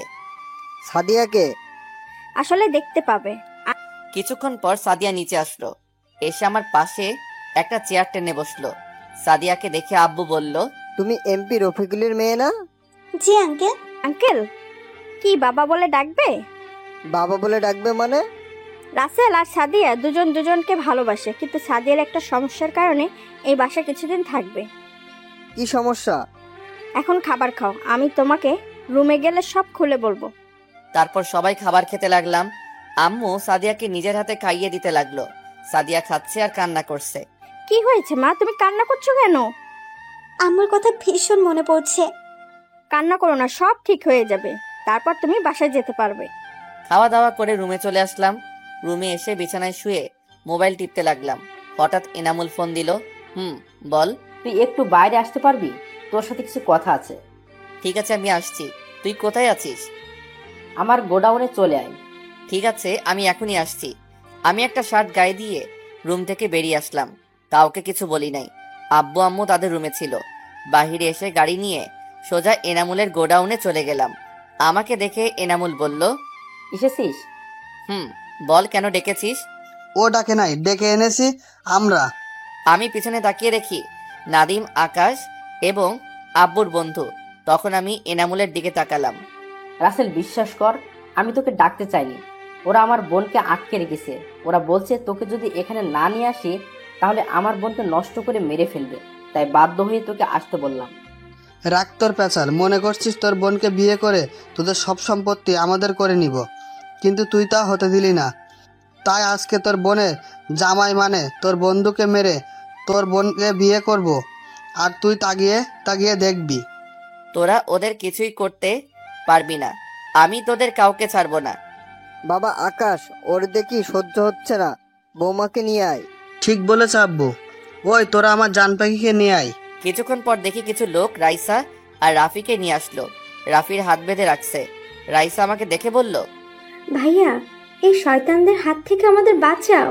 তোর ভাই কিছুই করতে পারবে না, সে শুধু তাকিয়ে তাকিয়ে দেখবে। কুত্তার বাচ্চা, আমি তোদের কাউকে ছাড়বো না বলে যেই না তাদের কাছে যাব, তাদের লোক আমাকে ধরে ফেললো। আকাশ, আগে ওর জামাইটাকে মেরে ফেল, তারপর বিয়ের পর ওর ভাইকে মেরে ফেলবো। আকাশ যেই না রাফিকে গুলি করবে, সেই সময় চারপাশ থেকে গোলাগুলি শুরু হয়ে গেল। তাদের লোক আমাকে ছেড়ে দিয়ে গোলাগুলি করতে লাগলো। আমি দৌড়ে গিয়ে রাফির হাত খুলে দিয়ে তাদের একটু আড়ালে নিয়ে গেলাম। আপনারা হয়তো ভাবছেন এরা কারা? এরা সবাই হলো আব্বুর লোক। আমি বাসা থেকে বেরিয়ে আসার সময় তাদেরকে বলে আসলাম আমি যাওয়ার 30 মিনিট পর আমার মোবাইলের লোকেশন দেখে যাওয়ার জন্য, কারণ আমি জানি এনামুল আমাকে রাতে ডাকে না। তার যত জরুরি কথা হোক না কেন, সে আমাকে রাতে না ডেকে ফোনে বলে দেয়। আমি বুঝতে পারছি এখানে কোনো কিছু হয়েছে, তাই আমাকে যেতে বলেছে। তাই আমি সব বডিগার্ডকে বলে এসেছি তারা যেন আমার মোবাইলে লোকেশন দেখে যায়। আমি যাওয়ার সময় মোবাইলে লোকেশন চালু করে রেখেছি। তো যাই হোক, হঠাৎ একটা গুলি এসে আমার বুকে লাগলো। আমি মাটিতে শুয়ে পড়লাম, চোখ ঝাপসা হয়ে আসছে। তারপর আর কিছুই মনে নেই। এদিকে আমার বুকে গুলি লাগতে দেখে রাইসা আমাকে জড়িয়ে ধরে কান্না করে দিল। এনামুল রাফিকে বলল আমাকে হাসপাতালে নিয়ে যেতে। তারা এদিকটা দেখছে। রাফি আমাকে কাঁধে করে নিয়ে বাহিরে এসে গাড়ি নিয়ে হাসপাতালে নিয়ে আসলো। রাফি আমাকে কাঁধে নেওয়ার পর বডিগার্ড তাদের সেভ করে বাহিরে নিয়ে আসলো। হাসপাতালে নিয়ে আসার পর ডাক্তার আমাকে অপারেশন রুমে নিয়ে গেল। রাইসা বাড়িতে ফোন দিয়ে বলল হাসপাতালে আসার জন্য। আমার বুকে গুলি লেগেছে। আব্বু আম্মু আর সাদিয়া এটা শুনে তারা 1 মিনিট দেরি না করে হাসপাতালে চলে আসলো। আব্বু আম্মু, সাদিয়া, রাইসা সবাই কান্না করতে লাগলো। ডাক্তার আমাকে দেখে বাহিরে গেল। ডাক্তার বাহিরে গিয়ে সাদিয়াকে বলল, আপনি এখানে? ডাক্তার, আমার রাসেলের কি হয়েছে? আপনার রাসেল মানে? ও আমার ভালোবাসা। আপনি জানেন এই রাসেল একদিন আপনাকে রক্ত দিয়ে বাঁচিয়েছে? তার মানে রাসেল আমাকে রক্ত দিয়ে বাঁচিয়েছে? এখন ওর জন্য রক্ত লাগবে। জরুরিভাবে 2 ব্যাগ রক্তের ব্যবস্থা করেন। রাসেল, এর শরীর থেকে প্রচুর রক্ত বের হয়ে গেছে। রক্ত না দিতে পারলে তাকে বাঁচানো যাবে না। রাসেল যেহেতু আমাকে রক্ত দিয়েছে, তাহলে আমার রক্ত আর রাসেলের রক্তের গ্রুপ এক। আপনি আমার শরীর থেকে রক্ত নিন ডাক্তার, তারপর ওকে বাঁচান। ঠিক আছে, আপনি আমার সাথে আসুন। ডাক্তারের সাথে সাদিয়া ভিতরে এসে আমাকে 2 ব্যাগ রক্ত দিল। তারপর ডাক্তার অপারেশন শুরু করলো। আমার বুক থেকে গুলি বের করলো। অপারেশন শেষ করে ডাক্তার বাহিরে গিয়ে বলল, চিন্তার কোনো কারণ নেই, অপারেশন সাকসেসফুল। 2-3 ঘন্টা পর জ্ঞান ফিরে আসবে। ডাক্তার এই কথা বলে চলে গেল। দেখতে দেখতে 2 ঘন্টা পর আমার জ্ঞান ফিরল। আমি চারপাশে তাকিয়ে দেখি আমি হাসপাতালে আছি। একজন নার্স আমাকে চোখ খুলতে দেখে বাহিরে চলে গেল। কিছুক্ষণ পর দেখি আব্বু আম্মু সাদিয়া আর রাফি রাইসা রুমে আসলো। আম্মু আব্বু রাফি রাইসা আমার সাথে কিছুক্ষণ কথা বলে বাহিরে চলে গেল। শুধু সাদিয়া রয়ে গেল। সাদিয়া আমাকে জড়িয়ে ধরে কান্না করে দিল। এই পাগলি, কান্না করো কেন? যদি তোমার কিছু হতো তাহলে আমি কাকে নিয়ে বাঁচতাম? আমার তো কিছু হয় নাই। আল্লাহ চায় না তোমার কাছ থেকে আলাদা করতে। হুম। হঠাৎ এনামুল কেবিনে ঢুকলো। কিরে, এখন তোর কি অবস্থা? মোটামুটি ভালো। ওই দিকের খবর কি? 3 মেরে টুকরো টুকরো করে বস্তায় ভরে নদীতে ভাসিয়ে দিছি, আর তাদের অবৈধ সব গোডাউনে আগুন ধরিয়ে দিছি। ঠিক করছিস। আমাদের লোকের কিছু হয়েছে? কেউ মারা যায় নাই, 4-5 জন আহত হয়েছে। আর এই নিয়ে নাদিমের মোবাইল, ওদের মোবাইল ভেঙে ফেলেছি। শুধু নাদিমের মোবাইল নিয়ে এসেছি। এটাও ভেঙে ফেল। সিম কার্ড এবং মেমোরি কার্ড সব কিছু ভেঙে ফেল। এনামুল মোবাইলটা পুরো ভেঙে ফেললো। 3 দিন পর আমাকে বাসায় নিয়ে গেল। আমি এখন মোটামুটি সুস্থ। সাদিয়ার সেবায় এখন আমি পুরোপুরি সুস্থ হয়ে গেছি। এখন আমি বাসর ঘরের সামনে দাঁড়িয়ে আছি। আব্বু আম্মু এমপির সাথে কথা বলে আমার বিয়ে ঠিক করলো। খুব ধুমধাম করে বিয়েটা সেরে ফেললাম। বিয়েতে বড় বড় নেতারা এসেছে, এনামুল আরো অনেকে। আমি রুমে ঢুকে দরজা লাগিয়ে বিছানার সামনে গেলাম। আমাকে দেখে সাদিয়া বিছানা থেকে নেমে সালাম করতে আসলে আমি বুকে জড়িয়ে নিলাম। তারপর দুজনে 2 রাকাত নফল নামাজ আদায় করে বিছানায় গিয়ে বসলাম। সাদিয়া আবার ঘোমটা দিয়ে বসে পড়ল। আমি সাদিয়ার ঘোমটা তুলে তার দিকে তাকিয়ে রইলাম। সাদিয়াকে আজকে অনেক সুন্দর লাগছে। আমি এক নজরে তাকিয়ে থাকলাম। শুধু তাকিয়ে থাকবে, বাসর করবে না? আজকে শুধু তোমাকে দেখব। আজকে অনেক সুন্দর লাগছে তোমাকে। কেন? আগে বুঝি সুন্দর ছিলাম না? আমি তা বলি নাই। আর কিছু বলতে হবে না, এখন আমাকে কিস করো। আজকে না করলে হয় না? না, হয় না। তুমি বলেছিলে বিয়ের পর সব কিছু করবে। এখন আমি কোনো কথা শুনতে চাই না। তুমি আমাকে এখন আদর করবে। আমি পারবো না। তোমার কিচ্ছু করতে হবে না, যা করার আমি করতেছি। তারপর আর কি? শুরু হয়ে গেল বিশ্বযুদ্ধ। আমি আর কিছু বলতে পারবো না। আমি এখনো সিঙ্গেল। বাকিটা বিয়ে করে জেনে নিবেন। সবাই আমাদের জন্য দোয়া করবেন, আমরা যেন একটা ক্রিকেট টিম তৈরি করতে পারি। ধন্যবাদ সবাইকে। এখন আমি নিজের সব অফিস দেখাশোনা করি। সাদিয়া বাসায় আব্বু আম্মু সেবা যত্ন করে। ও, আপনাদের একটা কথা বলতে ভুলে গেছি। মিতুর বাবার অপারেশন করিয়েছি। এখন আল্লাহ দিলে উনি সুস্থ আছে। মিতুর অফিসের ম্যানেজারের ছেলের সাথে বিয়ে ঠিক হয়েছে। কিছুদিন পর তাদের বিয়ে। আপনাদের সবার দাওয়াত রইল। এনামুল তাদের নিজেদের অফিস দেখাশোনা করে, কিন্তু সে সবসময় গরিবদের পাশে আছে। আমিও তার সাথে আছি। আমরা ভালো কাজ করব, অসহায় মানুষের পাশে দাঁড়াবো। নদীর পাড়ে বসে আমি লিখছি কবিতা। 2 নয়নে ভাসে শুধু তোমার ছবিটা মেঘলা, আকাশ একলা, আমি একলা, আমার মন ভাবছি কবে হবে তুমি আমার আপনজন। ভালোবাসা মানে হাজারো কবিতার চরণগুলি। ভালোবাসা মানে শিল্পীর আঁকা রংতুলি। ভালোবাসা মানে সুদূর আকাশের তারাগুলি। ভালোবাসা মানে অমাবস্যার রাতে জ্যোৎস্না পাওয়া। ভালোবাসা মানে অন্ধবিশ্বাসে তোমার কাছে যাওয়া। ভালোবাসা মানে অভিমানী হয়ে বসে থাকা। পুরো গল্পে পাশে থাকার জন্য ধন্যবাদ। তো কেমন হয়েছে জানাবেন। ভুল হলে ক্ষমার দৃষ্টিতে দেখবেন। হয়তো আপনাদের মনের মতো করে লিখতে পারি নাই। তারপরও লাইক এবং কমেন্ট দিয়ে জানাবেন কেমন হয়েছে। ধন্যবাদ সবাইকে পাশে থেকে উৎসাহিত করবেন। পরবর্তী গল্পের জন্য অপেক্ষা করুন।